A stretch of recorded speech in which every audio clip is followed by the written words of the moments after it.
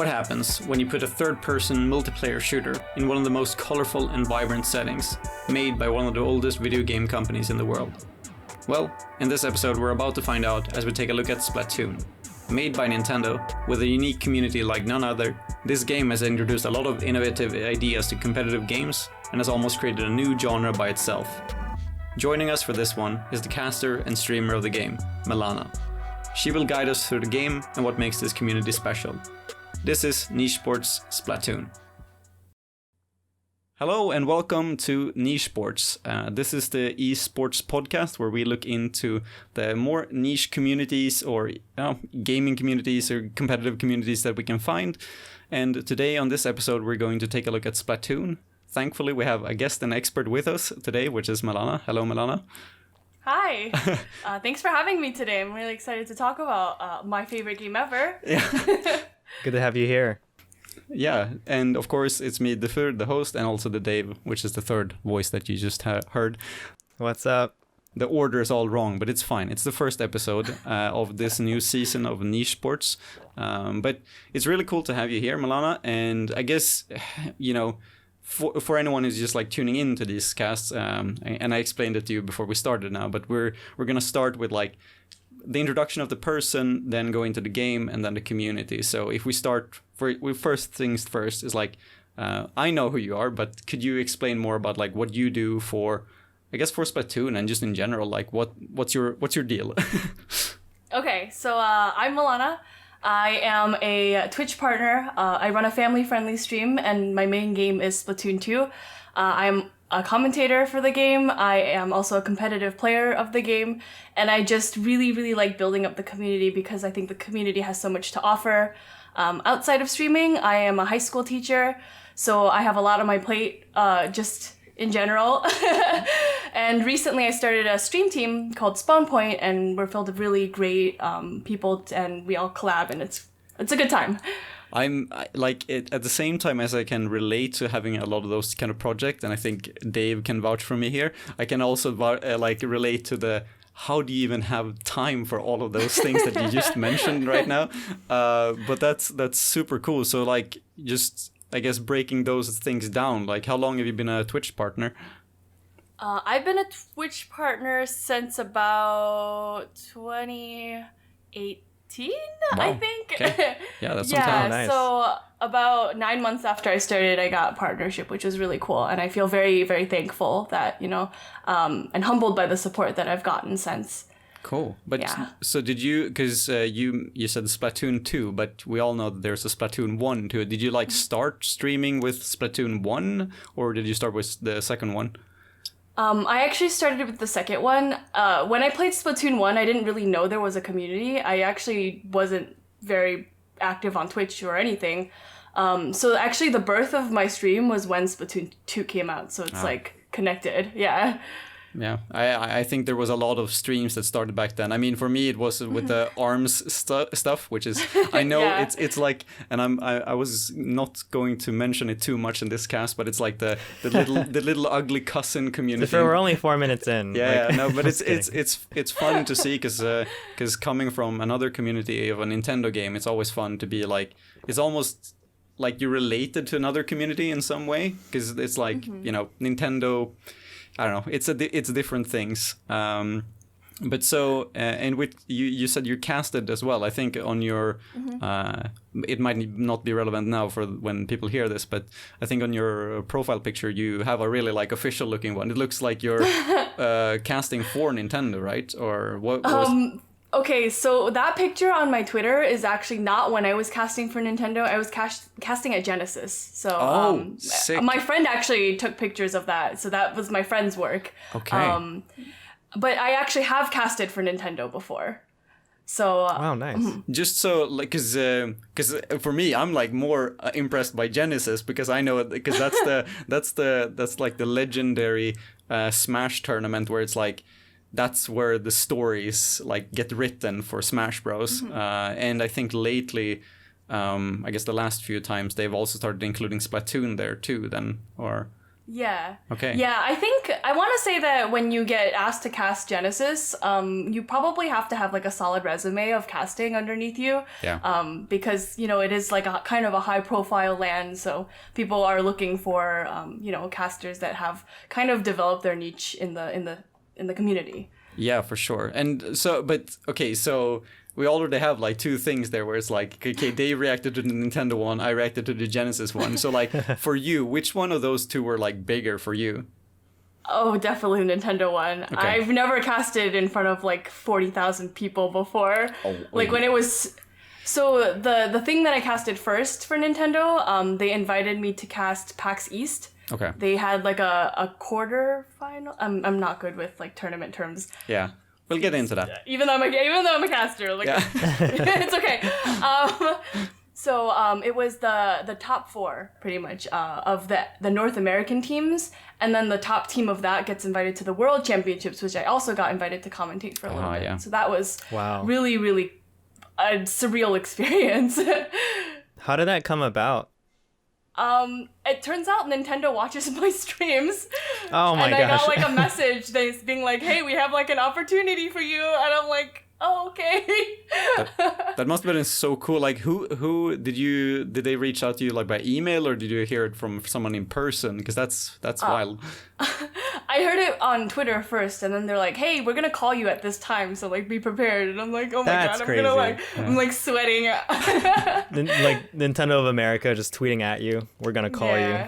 Yeah, it was very surreal. But surreal. at that point when you have gotten, because I think we're kind of fast forwarding probably in your like what you've done in casting, like you started a stream and then you were a Twitch partner and then you were casting for Genesis. I guess that you had been casting like community stuff before that up until some point. Mm-hmm. So that's when, I guess, was that when you got some recognition then from Nintendo for that time, or like did it take some time to get there? I think it's a little bit of that for sure. I didn't actually plan on ever becoming a commentator.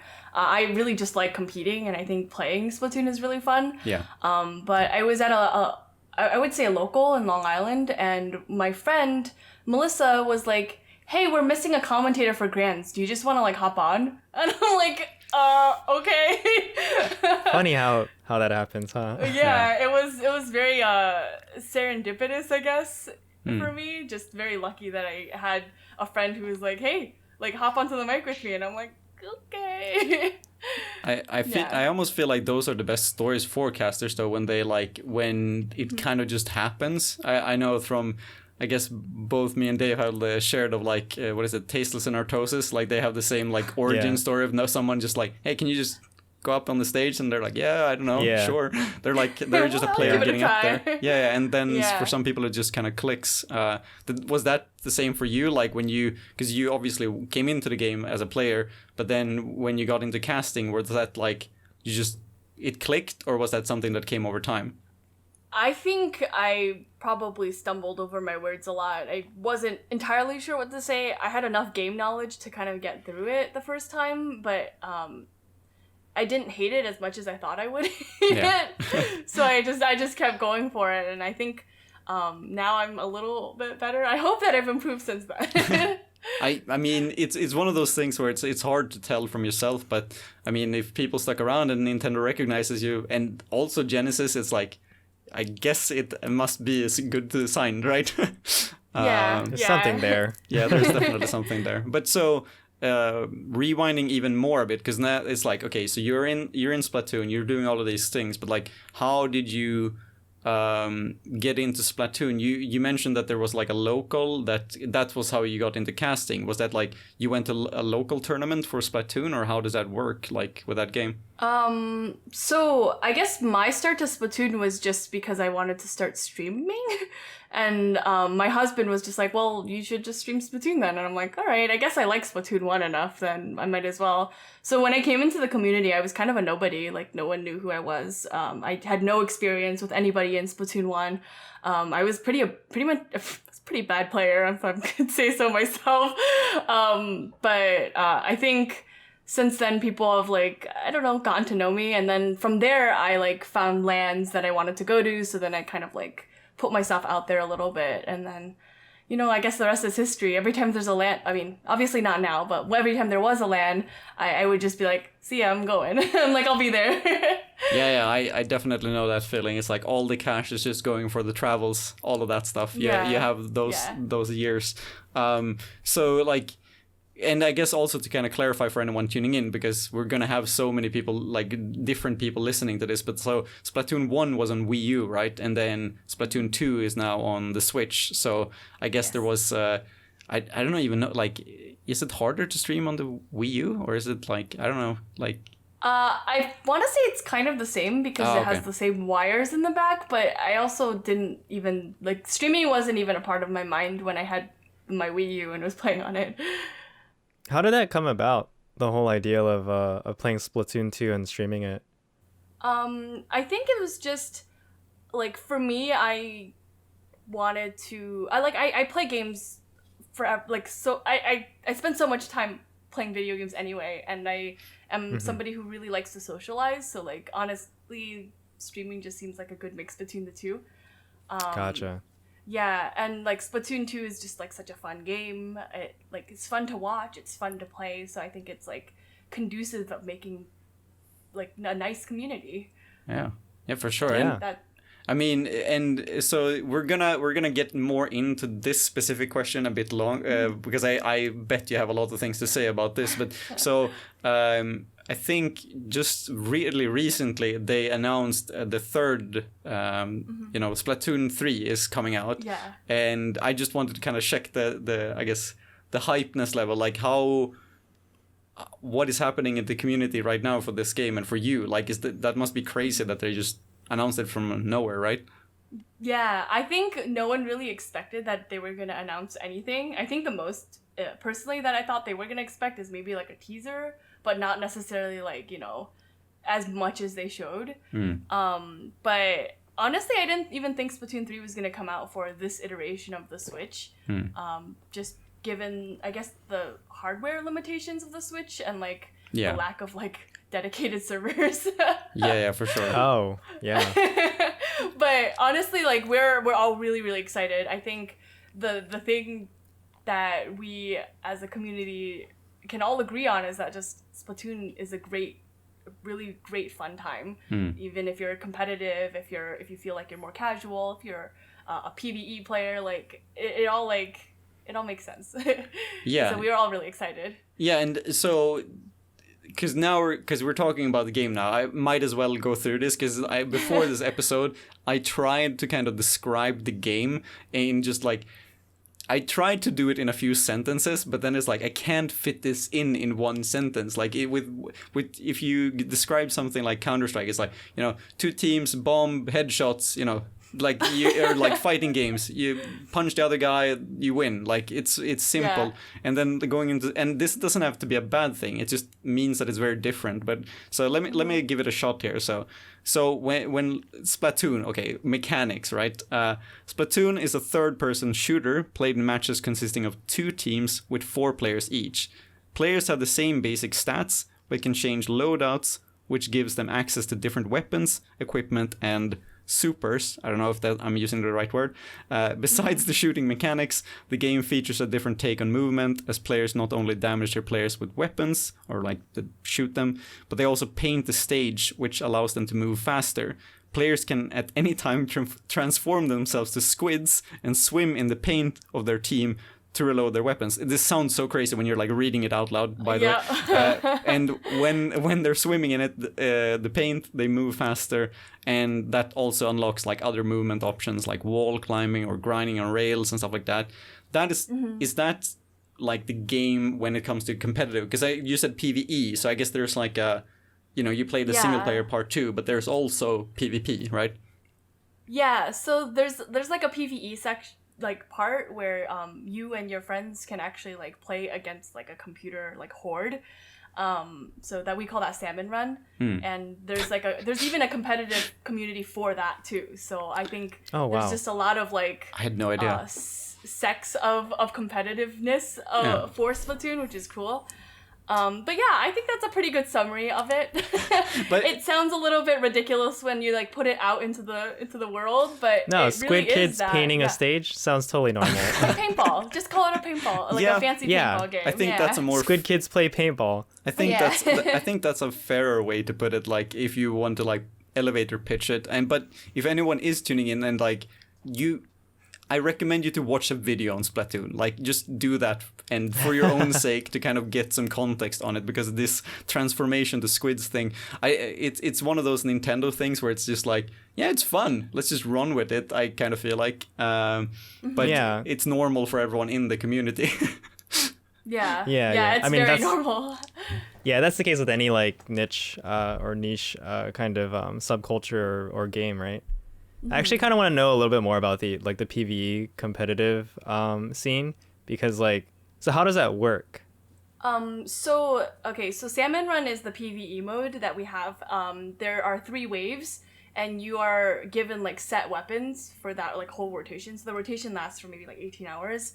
So you're getting What? set weapons. Oh, you mean like yeah. I thought you meant like you're gonna play for 18 hours. I was like, no, Oh no, no, you don't as in, have. like- I mean, some people might. I don't know, but you don't have to play for the 18 hours. But each is 3 waves. I believe they're 3 or 4 minutes each. Basically, you have these weapons, and there are these things called salmonids. They're basically just like computer horde enemies, and they just like come at you, and you have to defeat some of the mini bosses to collect their eggs and then deliver them to a basket. So the competitive community kind of competes to see like how many eggs they can get. Now, like for me, an average of like I can get maybe like 50 eggs for the 3 rounds. Whoa. Which contextually, like if you've never played before, it's difficult to like imagine, but like competitive players can get up to like 250 eggs. Oh, that's some like- good caviar. Yeah. Nice. So but each wave is like randomized, so sometimes there's like no sabotages, I guess, and sometimes there's like, oh, it's foggy, or sometimes there's an airship that's like delivering like the eggs, and like They're environmental. yeah, so it's wild like really cards. it's really cool. But Yeah, and Okay. sometimes they give you overpowered weapons, so then you have like a really good time, and sometimes they give you not so good weapons and you have a really that bad RNG. time. Yeah. that's what gets Dave excited, is the RNG in these types of games coming from I don't know Genshin. if it gets me excited. It's, You're used to it, maybe. But I'm kind of curious Yeah. to like, so does that mean that there's like different skill sets within the game as well? Like if you're good at like, if you're the best PvE player, it might not mean that you're the best PvP player. Is that... Yes, that's Okay. very true. But I feel like a lot of the skill sets that you gain from playing this PvE mode kind of translates to the PvP mode too. That makes sense. The only thing is that having a team of like real players and playing against another team of real players is a very different environment than Yeah. playing against a Yeah. computer. Yeah, I can only like it makes me think of like almost like raiding, like doing raids in World of Warcraft. Like Yeah. you do the bosses Right. and like how you kind of coordinate as a team. It's still like you have to have a strategy and you have to make sure that everyone's doing what they're supposed to. Otherwise, Yeah. you're gonna just get wiped, right? yeah, you have more Yeah. dots. Yeah. Yes. Right. I don't know. Maybe that's a thing in Splatoon too, like dots. I don't know. But so talking also about kind of game modes, because this is kind of getting into that, because this is one of the questions we have here, is like the so usually in competitive games these days, like you rarely find a game that has several game modes when it comes to competitive. Like even if you look at, I don't know, like Counter-Strike. In the beginning, Counter-Strike had, what was it, the hostage thing? Like you can rescue a hostage, but Yeah. like I don't ever think that they actually became competitive. They kind of went into Yeah, just... only bomb defuse became the competitive mode, right? Yeah. Yeah, exactly. Yeah. And I think in a lot of games it's kind of it's become too complicated to like have several of them, so they've kind of moved to a direction where it's like, okay, we only have one. But then you have Splatoon on the other hand, where I don't even know all of the game modes, but I which is kind of sad because I casted a tournament in it, so I should know better. But is that like I know that there's different game modes, and could you like how many are there like that they have to know? Okay, so the normal game mode that everyone starts off with is called Turf War. That's what you probably are familiar with, where you paint the ground and the team with the most paint on the ground wins. Although in the West it's not considered very competitive, it's actually super competitive in Japan. So Okay. Just the difference in perspective. Yeah. As far as the other four game modes, numbers we're not my not thing. we're not putting you on a test here. Like it's just if you can name some of them, and that'll be fine. Yes. So the first one would be Splat Zones. It's a little bit like King of the Hill. Yeah. So if you have to, it's like Turf War but localized. So you just have to paint that square or that circle on the ground, and you have to keep it for an X number of time, Okay. amount of time. If you've played Overwatch, it's like where you sit on the Yeah. King of the area Hill? and Or What's I the, don't. I think I don't know what's what it's the called in game mode called? Overwatch. I don't know what it's called in Overwatch. I was like, 2-cap? No, dude. But it's like, you stand on the little like area and you have to make sure the Capture enemies don't points. like come towards you. yeah. Yeah, and you burn your counter down. Yeah, so that, that's it's similar. Yeah. Yeah. okay. So that's Splat Zones, and then the next would be Rainmaker. The way I describe it is reverse capture the flag. So where in capture the flag, you take the flag and you bring it to your base. In this, you take the flag and you bring it into the enemy base. Oh. And there's like a little pedestal that you dunk the Rainmaker, and the Rainmaker is the most powerful weapon in the game. So when you hold it, you can charge a shot and you can like utterly annihilate people. But when you get the flag there, Yeah, you get so a the thing- Rainmaker. yeah, so think of the flag as a really, really strong weapon. That's interesting. But there are some shortcomings to holding the Rainmaker too. Like all the enemies know where you are. If you're swimming, if you're standing, you can see the giant shine there. Then we have tower control, which is like riding the payload in Yeah. Overwatch. Payload. Yeah. So you stand on the tower, and as you're standing on the tower moves along a fixed path, stopping at certain checkpoints, and you have to take down the checkpoints and move it to the enemy base, pretty much. And then Clam blades. the last right? one. Or is yeah. Yep, that's the most difficult one to explain because there's really no comparison in any other like competitive game. So bear with me. There are clams on the ground, and you have to pick up 10 of the clams to make a football. Like the 10 clams that trail I like where this is behind going you already. turns into a football, and then you swim into the enemy base, and there's a basket, right? The basket has a covering on it. You can't pop the covering until you have a football. So you throw the football at the covering, and it pops the basket open, and you throw clams inside. Until the timer You just ticks down. combine like 3 different sports into one. Like It's fine, yeah. So I think for like it's really complicated when you like get into the game, but it's also probably the most difficult mode to coordinate with because you have to make like oh yeah. very good pushes with your team. So Yeah. it is Have you ever tough. played Fall Guys? You know how hard it is to get everyone to like just throw the thing through the ring? yeah. Yeah. That was not the game I was thinking about. I love that. That just came in there. Shout outs to that. What were you thinking of? No, I was going to say like because the only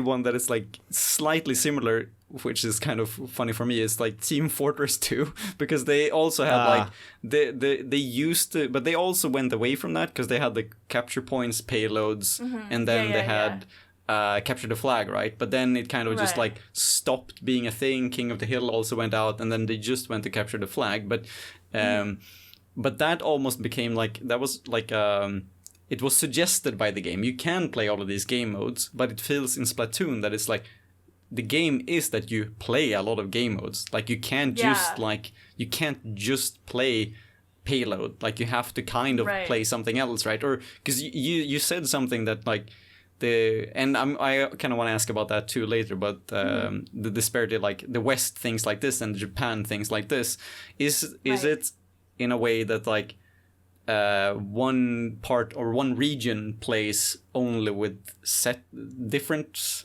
game modes, and then Japan plays with another game mode, or do they all play all of them? Okay, so there's this like I wouldn't say understanding.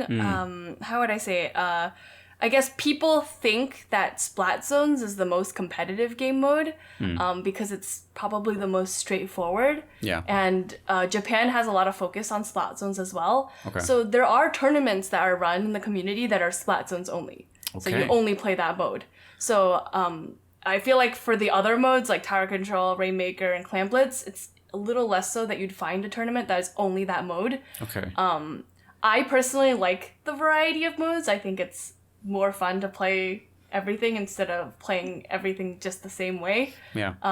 Obviously with a little bit of nuance because you don't obviously play every game the same. But yeah, so there is like a kind of agreement in like the top competitive community that Splat Zones is the best mode. Okay. I guess that's the easiest one to explain. Like out of all the ones that you explained now, it's like paint the floor, kill the guy. It's like got it. Like I know what I'm supposed to do. But that like it's so wild to me to hear all of those because even for if the comparison with TF2 is that you're kind of doing the same thing. Like you're kind of running the same classes or like the setups. But I feel like with these game modes, they're so vastly different that you.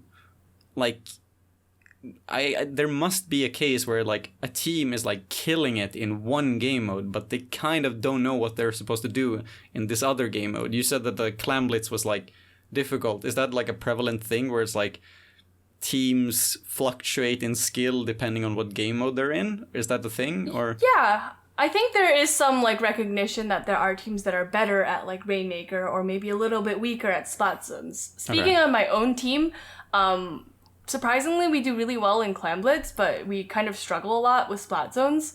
So I think it just depends on the kind of gameplay you have, how much practice you put into each game mode. For sure. And I know that a lot of top teams practice with mostly Splat Zones, so they're obviously very good at it because they practice with other top teams in that mode. Okay. So it's like focusing on the mechanics kind of blends into the other game modes. I can see that being a thing. Yeah. Like if you can frag in any game mode pretty much. And that's the thing. Like you don't say frag in Splatoon. You say splat, right?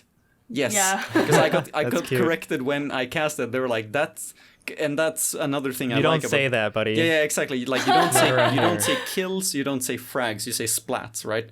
And which is even that thing alone is kind of nice to me, where it's like, yeah, okay, like we don't have to talk about killing each other. Like even like you've been so desensitized by games that it's like it feels normal to say that, but it's like let's just not say that instead. Splats. But yeah, it's unique to Splatoon. That's what's interesting about it, right? Yeah, that term specifically. It's like branded terms. Like you. Can you imagine you Google splat it, right? someone in COD? Yeah. That just sounds really weird. I don't know, man. That makes me think of like a cartoon, like when you know the splat sound kind of thing. You run off a cliff and then you just exactly. Yeah. But it doesn't sound that extreme when you say it in that way. But so in those different game modes, like you have different skill sets, you have teams that are better on some parts than the others. Like. You have different equipments in the game too, and like you don't have to go into detail of like the specific stats or anything, but is there any type of like, for the sports fans out there, is there a forward or like is there a midfielder? Like can you be the assassin or the tank? Like is that a thing? Yeah, so we don't have I guess we could have a tank. I feel like it's a very niche role in Splatoon, but so we don't really use that. Okay. So we have role titles, so people are like the Slayer, so somebody who goes out and like frags. Okay. And then Splats. we have like a splats, right? Yeah. Splats. We have a midline, so a midline or support. So depending on what weapon you play or how you play that weapon, in fact, you can be supporting your teammates by giving them specials that buff your teammates, or you can be a little bit like behind the Slayer role so that you can give them a little bit of positioning. You can paint the ground so that they have a little bit of room to go. And then we have like an anchor or a backliner, so things like what we call a charger or a sniper in other games. Okay. Or like a Gatling gun or what we call a splatling. So those kind of stay in the back a little bit and give positioning for the team. Yeah. And I think what another unique thing, a unique mechanic that the game has is that you can super jump to your teammates. Oh yeah. So from spawn, you can choose any one of your teammates to jump to. So the backline or the anchor's role is kind of important because if they don't want to give too much positioning away from the opposite team, so they kind of back up a little bit, but give enough room for your teammates to jump back in. And I guess just to reference to like in all of the game modes, like you respawn. It's not like this, you know, like in Counter-Strike you have one life and then you die. Like you don't respawn for that round. Like you do respawn. Okay, yeah, cool. So yes. So one setup could be, I guess, like what was it? Like 2 Slayers, 1 midfielder, and 1 like backfielder. Was that? Could that be like a setup? Backline, yeah. Backline, sorry. Yeah, for sure. For sure. Some teams like to play more aggressively, so they opt not to carry an anchor or backliner. So they have like 2 midline, 2 frontline. So they're just like really just pushing up straight, and they have like very a lot of confidence in their ability to splat. Yeah. So yeah, there's a lot of leeway in how you decide to build the comps too. It's 4v4, right? Mm-hmm. Yes. In every mode. Yes. So. I feel like by that detail alone that you said that like, oh, but in some, you know, the meta, some teams don't play with this role. It's like, oh, you could even have just, I guess there's even podcasts just talking about the meta of those things. But but that's really interesting. So, and sorry, what was your, like, what do you mean in those roles? Like, what when you play? Me personally? Yeah, exactly. So for my team, I'm either a Slayer or a midliner. I can play support, but there are better support players on my team. Okay, cool. And they all so I know now that I said the wrong thing because you said specials and I said supers, but I guess that's the the one big ability that each player has, and depending on the equipment, they have a different special, right? Yes. Okay, cool. Yes. Now we have so broken the like specials even are actually the specials are actually determined by the weapon you play. So every weapon has its own unique special, unique to that weapon, I guess. So does the weapon define your class? In some ways, yes. In some ways, no. So like there are weapons that have like kind of a short to mid range, and you probably wouldn't use that like as an anchor, but. Sometimes you can play that weapon more aggressively, so you might be considered a Slayer role, or sometimes you might use that weapon for its special to support your team better, so you might play a more supportive role. So I think there are some limitations to what you can call a weapon, but I think there's also a lot of flexibility in how you use that weapon too. So what determines like which class you or role you play on a team? It really depends on the rest of your team, like what you do on that so it's a team. coordinated effort. Yes. Okay. Yes. But I think that's also kind of interesting to make, like, because we're gonna, like, you can't escape it, but like comparing to other games such as like Overwatch, is like you have so many things that is heavily connected to, you know, like if you're a Mercy main, or if you're like, you know, if you're a specific character like a Bastion or whatever, you have like the entire package of the visuals of the character, the mechanics of the character, and their role. Like, but in Splatoon, it's like you make the appearance of your character, and then it's just the equipment that you switch out that becomes the role that you are. So I think there must be like a very different like mindset as to how you think about the characters and how you see yourself in the game. It's kind of weird to say, but like, does that also,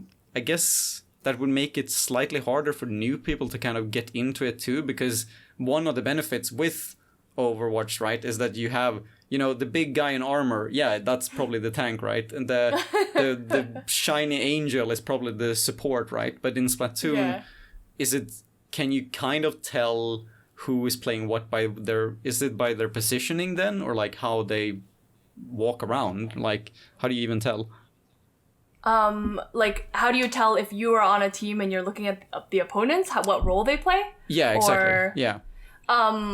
It's a little bit like familiarity with the community. So like if you're playing against a team that is like well known, you'll be like, oh, I know like Bagel plays like a Slayer because he plays this weapon and this weapon. Like, I know that Kyo does this with the sloshing machine because that's like his main, you know? So like sometimes it's a little bit about familiarity. But in general, because in the beginning of the match, you can see what weapons are played on the opposite team. Yeah. They're at the top, so you can be like, oh, they have like a Kenza splatter shot, they have like a charger in the back, so we know that they have an anchor. So potentially that this person, you should watch out for them because they're gonna like come at you straight, or like this person's gonna stand back.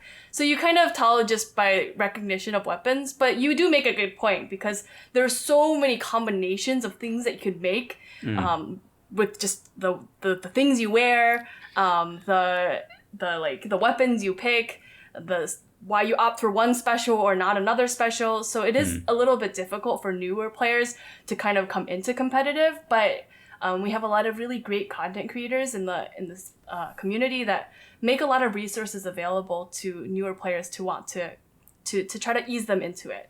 Yeah, and I guess that's interesting. Yeah, and I was going to say like that's got to be a like one of the challenges that you have tackled as a caster, then also like especially if you've casted at Nintendo tournaments where it's like the target audience at Genesis and Nintendo are completely different in like that maybe you have to start to explain things kind of like you're explaining it to us now, but in a very high pressure situation, like why is this guy a Slayer, like how do you why do you say Slayer even, but that's super interesting to hear. But I guess what is that like? Oh, sorry. No, like, go ahead. What is that like to be like say I mean I am completely new to Splatoon, right?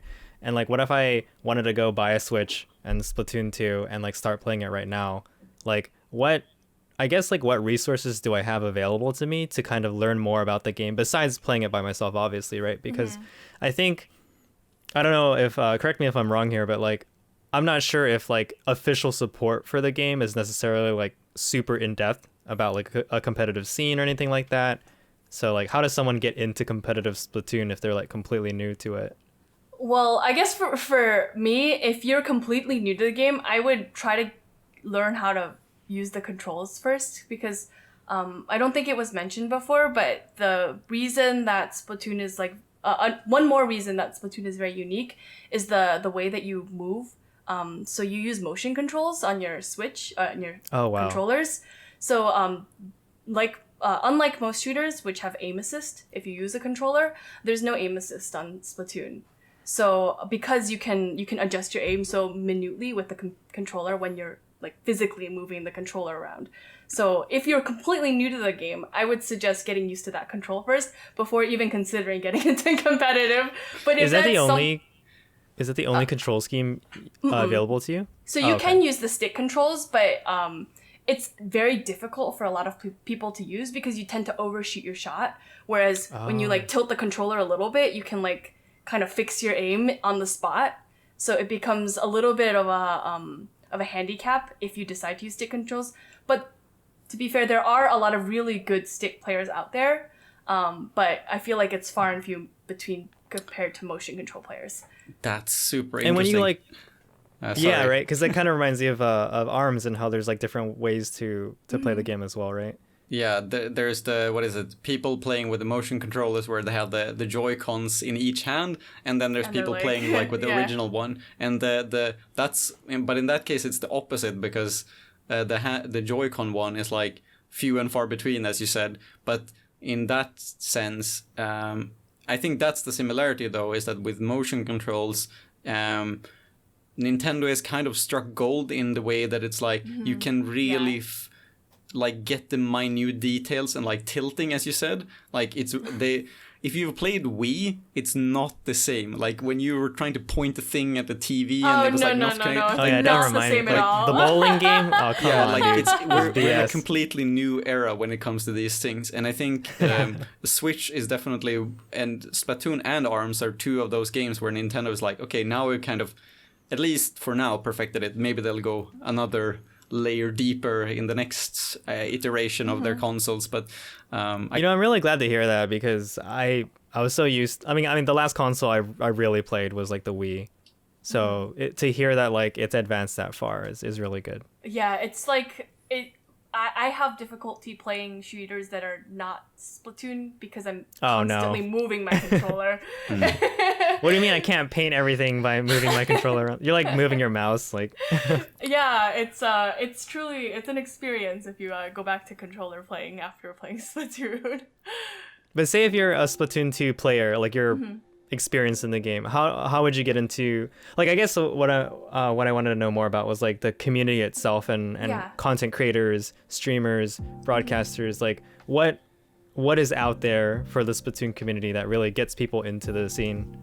Okay, so I guess to start off, you can find streamers. There are streamers who stream like their perspective of tournaments. There are streamers who are very much top players who are always willing to like, you know, if you're asking questions like, hey, like what sensitivity do you use? Do you recommend that? Like they're more than happy to answer. So people like, I would say Kiver is a great resource. He's always like top 10 in the world or something. He's a French player. And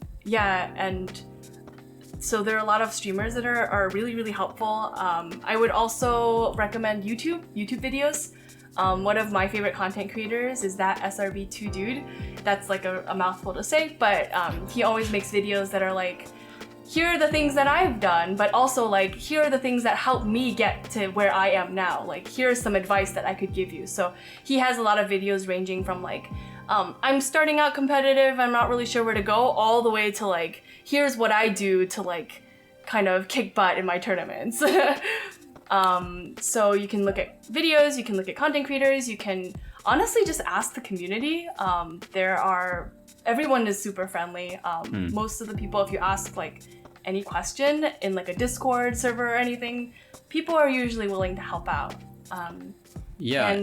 I kind of want to add to that because that has been like, so my experience with Splatoon community has been kind of limited, but still like every time I felt like I've gone into a stream, whether that stream has 10 viewers or 500 viewers, I always feel that those streams are like the happiest places on Twitch. It's almost like you're getting into this like, in a more positive way, like you say, you go into the weird part of YouTube. It's like you go into the happy part of Twitch. It's like it's mythical. Like I don't even know what's going on because like when you go into the chats there, it's like it just feels like everyone is there to help each other out. I get that most of the time.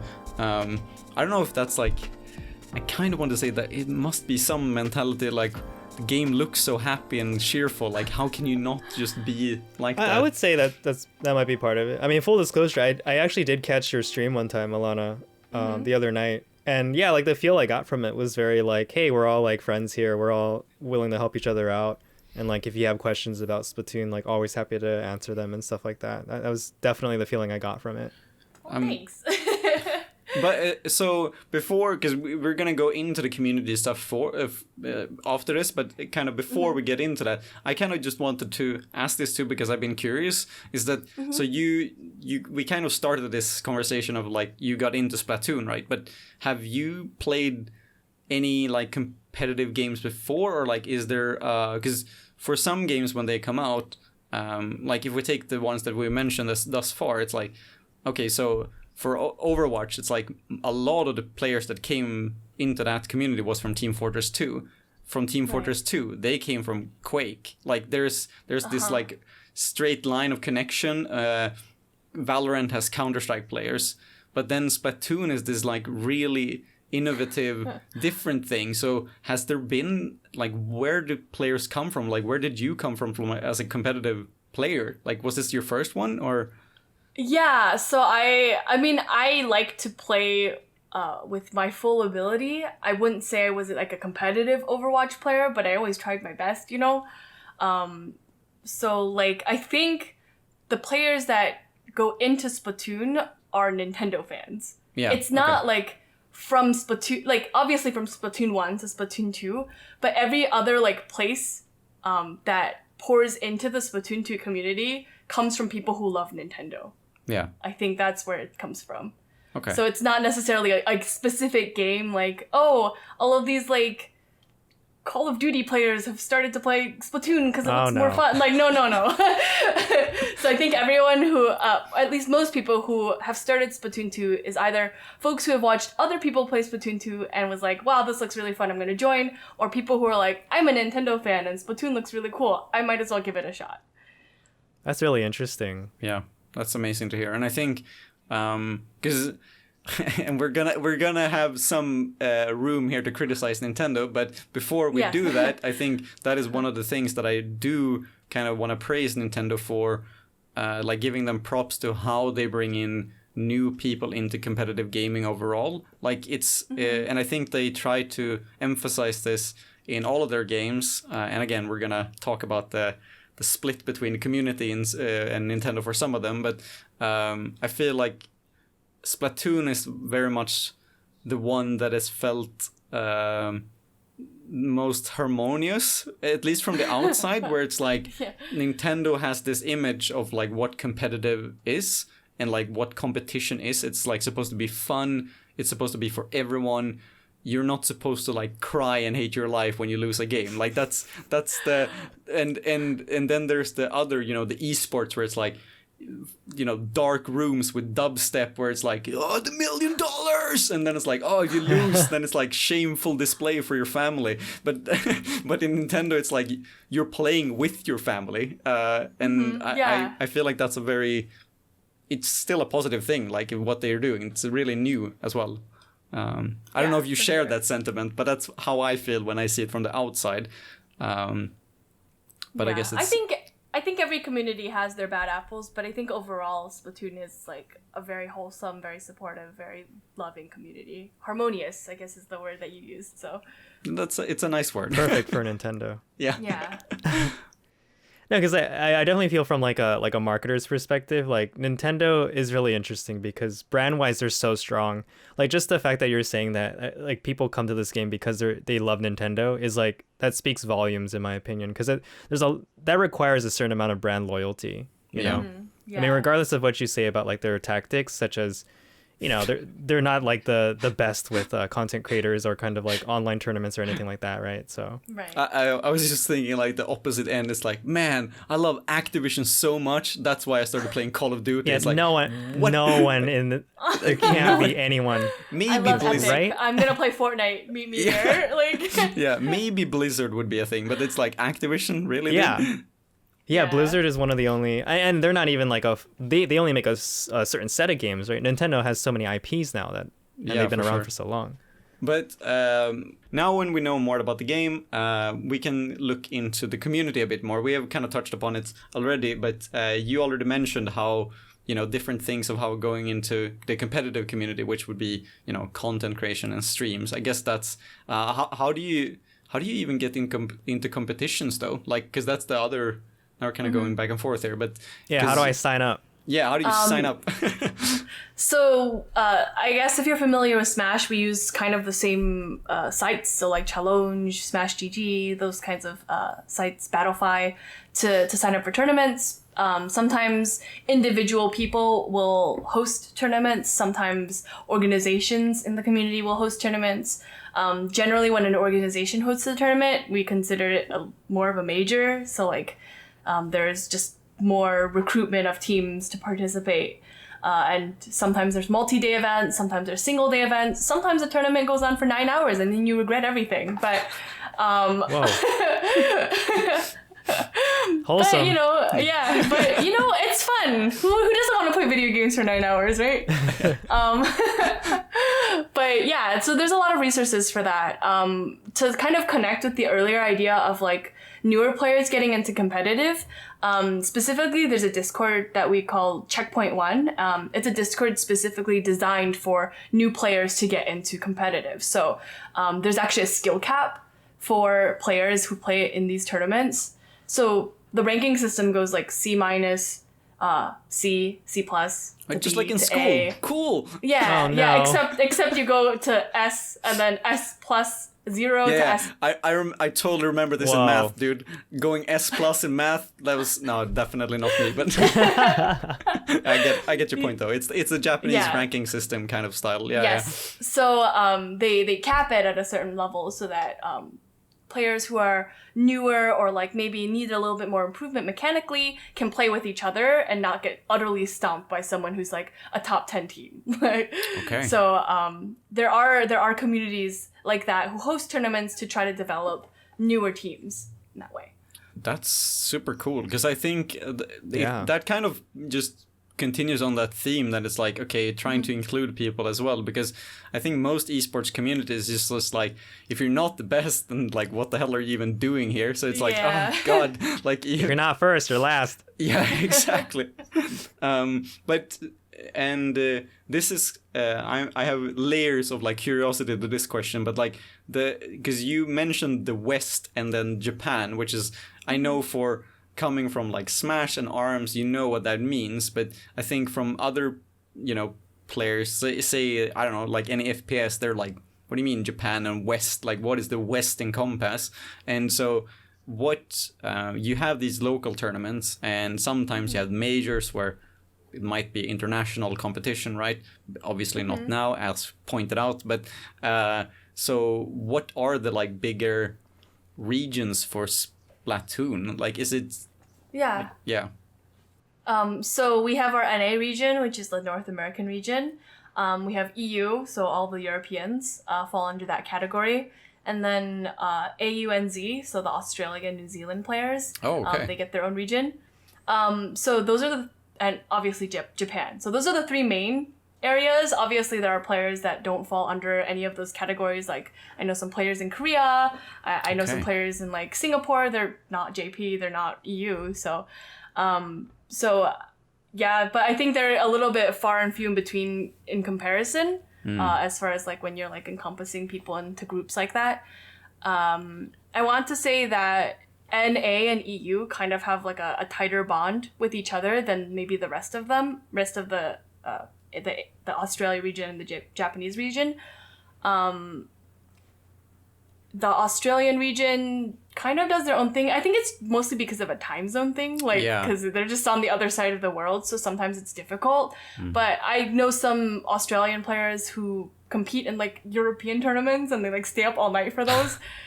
So it's like, how does that work with like connection? That must be horrible. Like, that was my first impression. Yep, sometimes the latency can get pretty bad considering there's no dedicated servers or anything. So sometimes you see the squids flying across the map and you can't do anything about it. But sorry, let's get an understanding of that first, because you mentioned that earlier too. Like, there's no dedicated servers in the game. So what does that mean? Like, right? Is it like peer to peer then? Yeah. For 8 people at the same time. Yes. So like, wait, is there a host player? Yeah, there is a host player. We don't know who the host player is at any point. The only reason I know that there's a host player is that sometimes the host player disconnects when you're playing clams. And then when you're trying to pick up the clams just kind of spin in place until they decide who the new host player is. That's the only reason I know that. There's a seamless transfer. Oh, yeah. That is interesting. So sometimes it can be very difficult to play with people who are like on the other side of the world. So Japanese players for us have a lot of latency, not by their fault, not by our fault, just the distance. Yeah, gotta run a tube through the ocean, Like... Yeah, and sometimes just people have internet that is not so strong, and then it becomes a problem. So, yeah, for sure. I mean, you can't blame people for that. Yeah, you can't. It is frustrating. I will give like players that, but you can't really do much about it, Obviously, connection and like playing online has been such a huge topic in these times, like the last 2 years now. And when you've talked about it in fighting games, it's been like insane with like people have started to get an understanding of like the concept of rollback, right? Like you have the delay based network where it's like, oh, you get this like, you get a PowerPoint slideshow if it's like someone is lagging, or you get rollback where it's like you see a guy and then they literally like teleport behind you and you're like, what the hell is going on? And like, do you have that in Splatoon then with the peer-to-peer? A little bit. Okay. Sometimes you're like shooting at a person and you just see them like sliding across the ink, and it's like not their color ink, so they really shouldn't be able to move. And then you'll see them like shooting their gun, and then nothing comes out, and then everything comes out, and you're like, oh no. Okay, but Jesus, that's really interesting because it's like obviously there's technical challenges for each game, so it's also just interesting to hear those things. We were going to talk about the community, but I felt like I kind of wanted to get a understanding of this because we've mentioned it a few times. But so it's going back to the regions, right? It sounds to me that the bigger regions basically are where Nintendo has focused their marketing, because it's like because you didn't mention like South America, which I don't think Nintendo, like they're not really strong there at all, right? There are actually quite a few South American teams, but I want to say that Nintendo doesn't support them the way that they do our teams. They'll support, I think, Mexico for like their official tournaments, but nothing underneath Mexico. They'll be like, that's South America enough. Like, okay, Nintendo. Like Mexico. So maybe one day, hopefully that they extend that kind of marketing reach to South America. Yeah. But even as much support as Nintendo gives us, it's nothing compared to Japan. Yeah. When Japan plays Splatoon, they have sponsored teams. They had a league with that was in connection with their professional baseball teams, like their national baseball teams. So they were like just playing together and like competing against each other. They have like actual tournaments. They have actually league series. They get like thousands of viewers on Open Rec. It's like Splatoon it's jerseys. Like a big thing. Yeah, they have Splatoon jerseys. Yeah, so it's like a really big deal in Japan.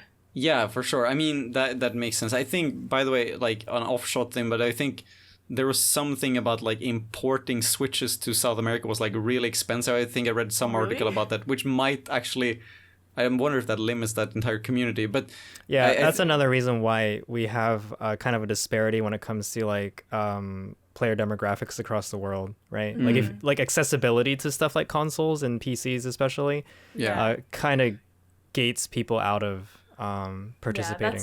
That's like yeah, but it's we kind of going to what you said with the Japanese league there with the like the baseball, because I'm not sure if I got everything there, but does that mean that there's like, you know, they have the home and away games like Overwatch League has, or how does that? You know, I wish I could speak to you a little bit about more in depth. I just know that they had connections with the national baseball team there. And it must have been like sponsored or something by them, but do not hold me on that. No, but I know that they run leagues there pretty often, and I think they let us as like English speaking communities restream some of their leagues and commentate in English too. So that was pretty cool. Oh, that's new. That's kind of surprising. Yeah, I'm so I got to do that. So I thought it was cool. But yeah, I think in general, obviously, the love for Splatoon from Nintendo goes to Japan. But I think Nintendo does their best with things that they can do here and in Europe. Just because, but since COVID, I think it hasn't been as much. Yeah. But so you said, because that was actually a question I had down the line, but like you mentioned the sponsored teams in terms of like, you know, the baseball teams coming in onto it. But I think, I don't know, like I've always had the image of that Splatoon first and foremost has been like a grassroots kind of community where it's like the community has built what it is, and then now Nintendo has kind of leaned into that a bit, but not too hard. But there has there been like I think I wrote something earlier, but like I remember that there was a team called Set to Destroy X, which to me was like, oh, that's like an esports team, right? Because they had two sponsored ARMS players, but has there been any other like esports organization involved in Splatoon, or? So most of the community teams that have been like sponsored by organizations are relatively small organizations, and they usually come and go. But I guess the other most prominent one would be Ghost Gaming. They sponsored a team. I would say like about a year or so ago. In fact, the content creator I was talking about earlier, that SRB2 dude, was on that team. So he obviously is a very good player. That team was very good. And I think they had a really good time with Ghost. So, but in general, I feel like most esports organizations don't really want to commit to going into Splatoon because there's no money in it. Yeah. Yeah, I was gonna, I guess, get to that point, but it's really interesting too to like. Tell me about the money. Yeah, no, but yeah, the money. No, but obviously, like one thing I thought about too is that the Ghost Gaming has also this very, like, no ill will against them, but they have this very like gamer kind of brand where it's like it's very. I don't know. It's one that I would assume connected to Call of Duty, like that kind of is the image I have of them. Splatoon. Yeah, so it's very interesting that they had a team there. Yeah, it was really cool. It was really cool. On that topic, is that like how did that work in Splatoon? Because one thing that happened in, again, sorry, I'm referencing ARMS here, but like when there became 2 sponsored players that had like official like salaries or whatever, like you didn't really know because you didn't know the numbers, but you knew that they had some kind of company backing them. Did that become like this, you know, the subclass, and then there's like, oh, these like sponsored players, did it become like a rift between them, or were they like the beacon of the community, like they wanted them to shine so that other teams could come in, or did they like reject them? Was there anything like that for Ghost Gaming? I would say that so Ghost Gaming, that team was already an official team, like in Splatoon, like they were very established in the community, and then they got sponsored by Ghost Gaming. So they already had a respect from a lot of the community, so I don't think there was that rift. And it's not like they like felt like they were better. No, okay, because everyone else, you know, they didn't have that attitude. Like I can speak for Dude because he's one of my good friends. Yeah. Like I don't think that changed him as a person. So I think that kind of added to the fact that there was no rift, because they just played as normal, and you know they competed with the other teams in the community, and it was fine. Yeah, but because it's just interesting to me to hear this, like, because in fighting games there's always been this kind of like reject esports, accept grassroots, because it's like they see esports as this like corporate thing that will like come in and take over, and which is kind of, it's starting to get a bit muddy now, because some of the top players are like, there's esports players, like they have salaries and stuff, but in like Street Fighter or Tekken or whatever. But then there's always, I think more so in like Smash and games like that, where it's like super heavily grassroots, where if a new organization comes in and people don't know that organization, they're just like, oh, this is like an investment round gone bad or something. That they always like try to reject it. But so it's interesting too that Ghost still had that kind of, people knew who they were, so it didn't really matter that they were, you know, sponsored or not. But with that in mind, like, so what are your hopes for Splatoon 3 for you know, the scene's sake, I guess? So the community has just been growing consistently since Splatoon 1. Even though I wasn't part of that community, I like have heard and like have talked to people about it. So from Splatoon 1 to Splatoon 2, the community has grown exponentially. So I guess my hope would be that from Splatoon 2 to Splatoon 3, that the community would continue to grow in that way. I know that, like, for me personally, I know a lot of really, really great content creators, really great people in the community that just deserve visibility for being good people. So I'm hoping that happens for them and for the community at large. But so could it be more interesting, in your opinion, for Splatoon 3 to, like, I guess, more reward content creation rather than, like, you know, T1 and TSM comes in with the big salaries? Like, what would you rather have of those two? Or, you know, of course you could say both, right? But, like, if you had to choose one of them, would you think that it would benefit more if it was, like, you know, I guess more recognition for the people that support the community then? Or, well, are we talking about a sponsorship for me or for somebody else in the community? For the community as a whole, like when Splatoon 3 comes in, because you get this, like when a new game comes in, especially like a new step into the franchise, you get this kind of refresh, and because you have this marketing from the game creators themselves, and a lot of things can happen. So it's like more, I guess your dream, would be scenario for that. Yeah, no, I get it. I think, like, even as we're talking now, the influx of content creators in the community has been like enormous since the announcement of Splatoon 3. So like a lot of top players have been starting to make videos about like what they predict will happen in Splatoon 3, about strategies that they take when X, Y, and Z situations happen. Some content creators are making like funny videos like, oh, I'm gonna end this video when my teammate does X, Y, and Z. Like, so there's just been, I think, so in terms of your question, I think there's already been an influx of content creation, and I think that's the most steady way to get growth in a community because it gets you visibility on a bigger platform. So I'm pretty much only on Twitch. So by putting out content on YouTube, there's a really, really big population of, I say big relatively to like Twitch, of Splatoon players on YouTube that I think people on Twitch just needs to tap into. I personally don't have any time to commit to YouTube, so I'm gonna leave it to others to kind of fill that gap. But I think by making that content, we can kind of get more people to like, I guess, explore more options to view their Splatoon, whether it's on Twitch, whether it's on YouTube, whether it's on another platform, I don't know, Facebook gaming or something.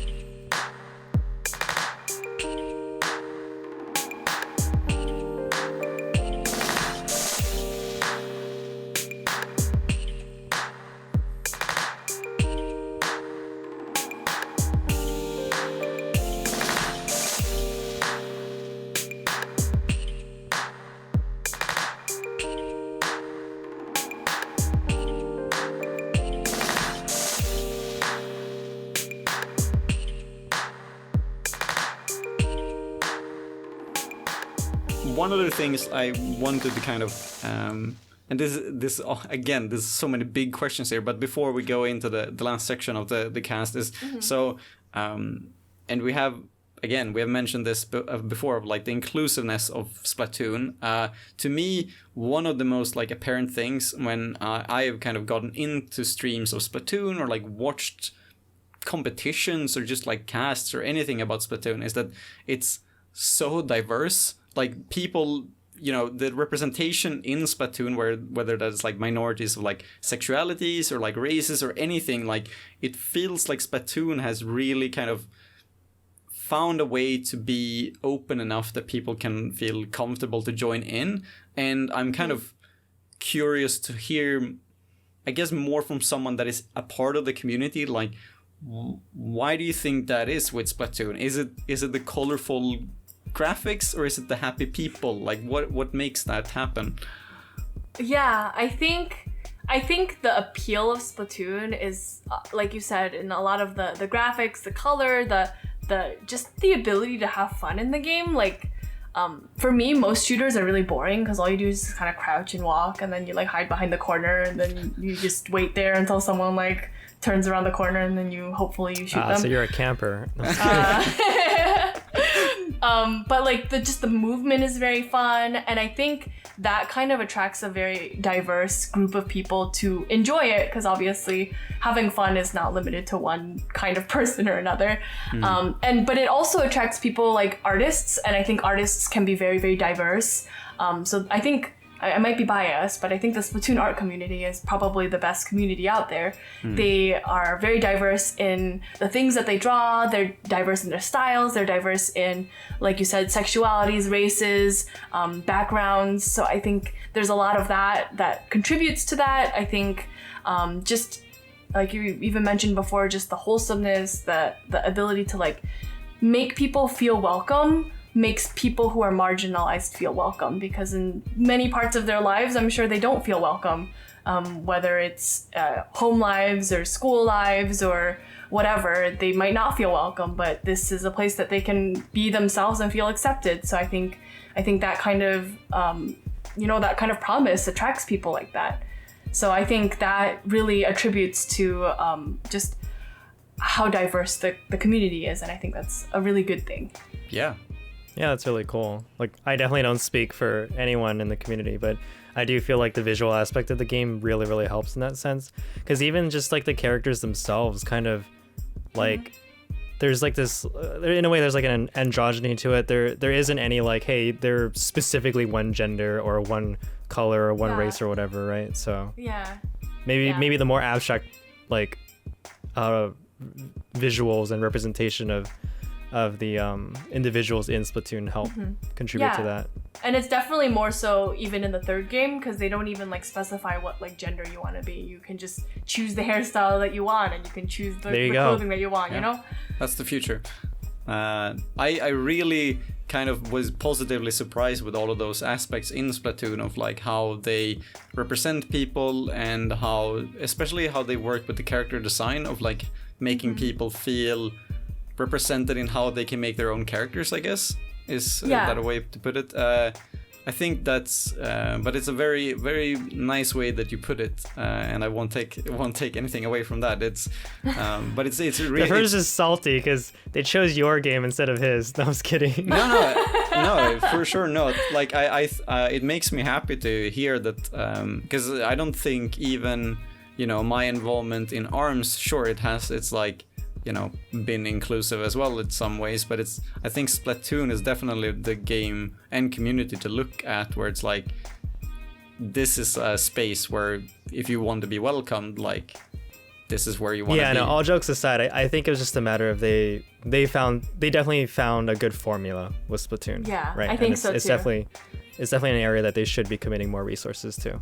Yeah, but I guess to be continued on that topic when it comes to Splatoon 3, because we will just continue to see both the community grow, but the next iteration of the game will also be released, I think, within 1 or 2 years. Sometime next year. Sometime next year, which is like this super vague thing now. When you're in this situation, you're like, oh yeah, that's like 2022. a decade. Yeah. But we will hear more about that eventually, and find out what new things that game will bring to both the community but also the game. Before we leave, we're just gonna round things off with a few more things that we couldn't really include into the other sections of the episode, where I think we called it the summary, but I'm not sure if we're gonna rename that. This is the first episode of the season, so we might change it. But if we rewind the tape all the way back to the beginning, we kind of skipped something because I knew I was going to ask about it later, but you mentioned Spawn Point TV, which is this kind of streamer team that you've been working on. Can you like tell us more like what that is and what you're doing with it? Yeah, so when I was thinking about Splatoon 3, it actually kind of I've actually had somebody ask me about why I've never made a stream team before, and honestly it's just a huge time commitment. But since Splatoon 3 got announced, I thought there must be a better way to get content creators to collaborate with each other so that we can kind of share the community instead of having to be like, well, this is my community. I'm going to build me and I'm going to do things for my stream. Whereas, we're better together. There's no reason for us not to be competitive about things like that, you know? So, for my stream team, I look for people who stream Splatoon relatively regularly, that they're positively impacting the community, whether it's through their stream, whether it's supporting other streams. And we do really fun things together. And I've been involved with my team, my admin team. Recently, we hosted a week-long charity event that ended with a tournament.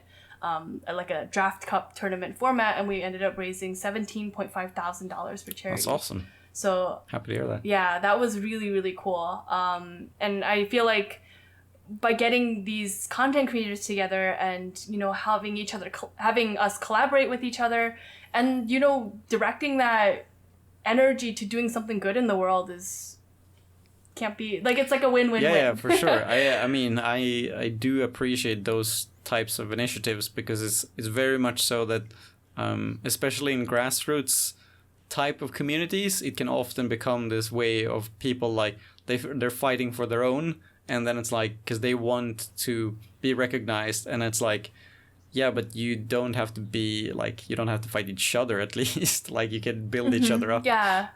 So I guess so how big is that? Like how many are you in that like organization, I guess? So we started maybe like a month or so ago. So right now we're at 29 members. Really fresh. Yeah. But I think we're just a really good, like the energy that we have like as a group of people is very, very like solid. Like we vibe with each other well, for lack of better terms. So I think it, and I know that the people on the team are very dedicated to leaving the world a better place than when they came in. So I think that kind of attitude is something that I look for and respect very highly as for someone on the team. So I'm looking for, people who just want to make the world a better place and make the community a better place. That's so sick. That's really cool. And I'm the only thing I'm also thinking of when you're saying these like so nice and positive things, I'm like, I made the perfect decision of having you on as the first guest. Like we're gonna be so happy for the rest of the season. Like if anything comes like toxic after this, we're always gonna be like, we had that high point, man. Like we had Splatoon. Oh, I was just gonna be like, it's all downhill from here, buddy. No, but seriously, I'm so happy to hear about those types of initiatives, and I do hope that they will continue to flourish. And I guess like, the sky's the limit when a new game is coming out, because I feel when you're a part of a community waiting for a new game to come out, it's like you can't even expect what's going to happen, but it's going to become bigger and better most likely, and I don't think Splatoon has any reason to be like, no, it's not gonna go well. It's like it's just gonna become better, I feel. I think so too. Yeah, so it's really cool to hear about these things. And what do you know, maybe this thing next year it's like a company or something. I'm not gonna put you pressure on that, but it's like it's really cool to hear. But this question I had right now, this kind of feels like a weird question, and we can probably cut this out if it doesn't make any sense, but it's like I was kind of curious to hear if, because coming from ARMS, there's like this thing of a lot of people that are not into the game, they have a pic or an image of what the game is, and like, oh, it's this like motion game, a sports game that is like for kids, and I was like, yeah, but it's competitive, right? And it always kind of grinded my gears that like I never had the chance to be like, that's not how it is, like this is the thing. And I'm wondering, is there anything like that for Splatoon where I guess the overall perception of the game is like slightly misguided, that if there's something that you could correct, is there anything like that? Yeah, I resonated very much when you said this is a game for kids kind of deal. So I think if you're new and you don't really know Splatoon and you look at Splatoon, you're like, wow, this is a fun, colorful game. It seems very simple. Maybe I'll get it for my kid. Like, one of those games. But when you actually like sit down and think about the mechanics, like, oh, like this number of subs on my shirt will make me recover ink this much faster, and I can throw 2 bombs if I use this many subs of this other thing, and I'm gonna build my armor so I can make a coordinated push with my team. Like those things do not even cross the minds of people who think that. So I think that like if there was one misconception that I would clear, it's just that the game is so much more complex than you give it credit for. I like that though. Like I like that Splatoon visually, like right now everyone perceives it as like kind of like a children's game or something like that. Right. But I have a feeling that like as we move forward with games, like design in that direction will actually be more prevalent, purely because I think there's more mainstream appeal in something like that. And like I'm kind of glad that we've left the era of like what do you call it? Like hyper realistic dystopia, brown and dark colored, post-modern warfare shooters, like you remember that time when that was all video games were? It was like Battlefield, Medal of Honor, all those. Yeah, like we've really moved past that, where we're in this era of like, hey, you can kind of make anything work, and there's a lot more opportunities for like competitive games. Like they don't have to look like, every Call of Duty or something like that.